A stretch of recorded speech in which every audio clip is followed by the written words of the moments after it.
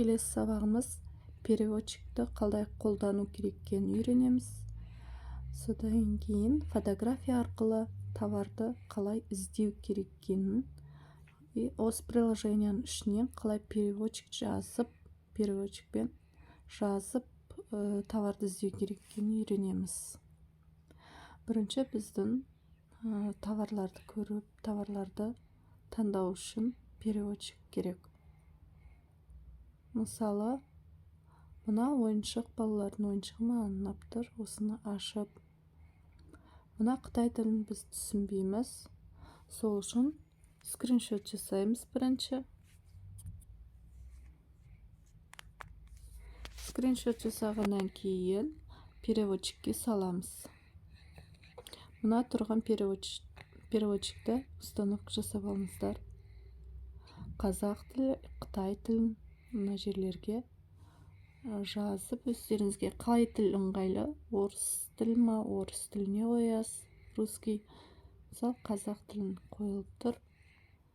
Келесі жаңағы скриншот жасағанымызды таңдап, осы жерде бәрі жазылып тұрады. Мысалы, міне көріп тұрғандарыңыздай. Осы жерде оқып, бәрін білеміз. Қайтадан Пентода сайтына кіреміз. Осы жерден товардың отзывтарын оқып, товардың качествосын білуге болады. Мысалы, мына жерде отзывтар тұр. Клиенттердің алғандары фотоотчет, видеоотчет жібереді. Соларды көріп, товардың сапасы екенін білуге болады. Ары қаратай мына тұрған қызылды, мысалы, ұнаса басып оплата жасаймыз. Мысалы, 42-36 деп тұр.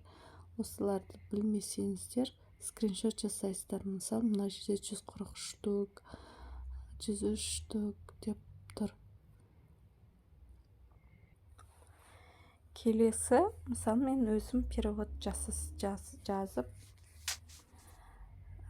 товарды іздеуім керек. Мысалы, кейбірде фотография болмаса жазғым келеді. Осы клавиатураның мына тұрған 3 точканы басамыз. Осы жерде аудару деген тұр. Осы аударуды басамыз. Мұнда қазақ тілі, Қытай тілін, өзімізге қай тіл керек, соны жазамыз. Мысалы, маған керек рюкзактен. Рюкзак. Мысалы, міне бәрі шығып тұр 22 жылға деп басайын, қазіргі жыл. Мысалы, осы жылда осылар модада шыққан. Мысалы, биыл балалардың сумкасы, аналарға арналған сумкалар. Осы сумка қазір жақсы өтіп жатыр. Осыны, мысалы, көріп, переводчикке салып, аударып, оқып көреміз отзывтарында. Келесі біздің товарды қалай іздеу керек? Фотография арқылы іздесеңіз болады. Ол үшін бас жағында тұрған фотографияның суретін басамыз.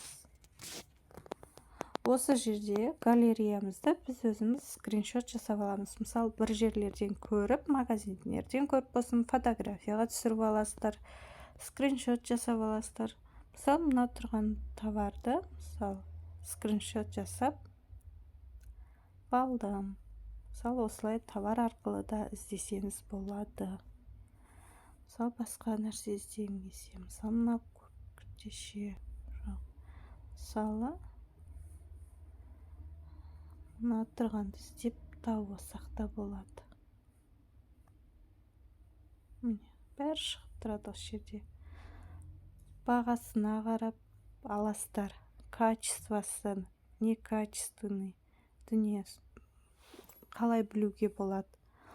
Мысалы, бағаларынан да, мысалы, 145 юан, мұнда 2 юан, бірақ бұл 2 юан деп тұрғанға сен қамаңыздар. Ол 2 юан деп тұрғаны, ол осы заттың бір, мысалы, пульті сатылы мүмкін, или құры өзі сатылы мүмкін.